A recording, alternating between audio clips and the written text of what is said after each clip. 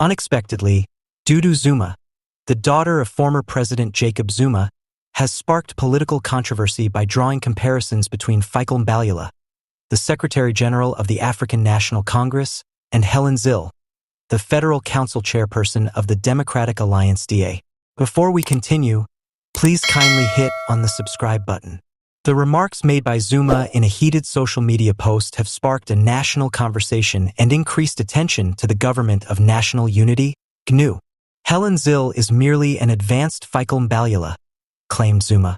She must do more interviews so we can get more details of the nonsensical GNU. Her message, which is full of strong language, implies that Mbalula and Zille are representative of the political posturing that, in her opinion, compromises good government. A new level of controversy has been introduced to the current talks about creating a more inclusive administration by Zuma's remarks. The GNU, which sought to stabilize South Africa's political environment, has come under fire for having unclear goals and seeming more like a calculated move than a sincere effort at national unification.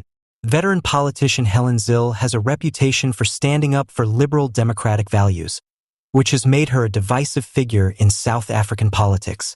The equally well-known Fikile Mbalula is known for his vivacious and sometimes flashy manner.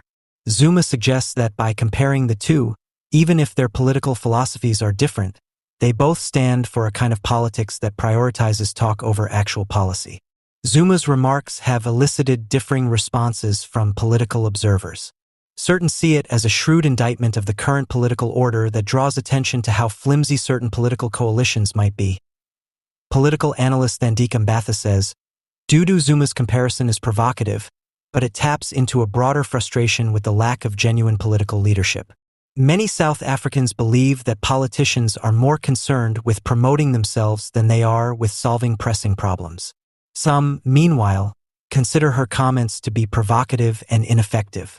Professor Johan van der Merwe, a political science specialist at the University of Pretoria, contends that such remarks only serve to deepen political divisions and distract from the real issues at hand.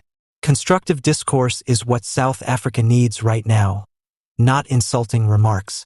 Although the DA has not yet released a formal statement in response to Zuma's comments, party insiders indicate that Zille is unmoved by the criticism.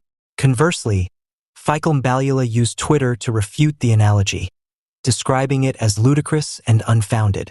This instance highlights the difficulties the GNU plan faces.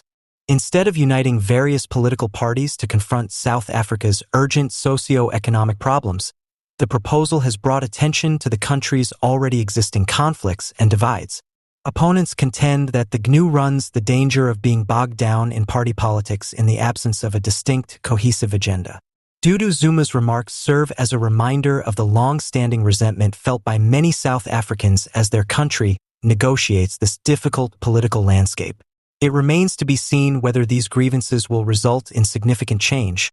But one thing is certain. There are many obstacles in the way of a really united administration. The ANC, DA, and other political players will be closely watched in the coming weeks to see how they react to the mounting demands for purpose and clarity in the planned GNU framework. The explosive revelation by Dudu Zuma has undoubtedly set the scene for what seems to be a heated and significant time in South African politics.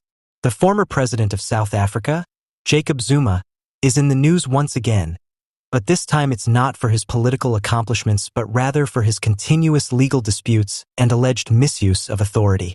President Zuma, who held office from 2009 to 2018, is coming under increasing pressure from disgruntled South Africans over his policies.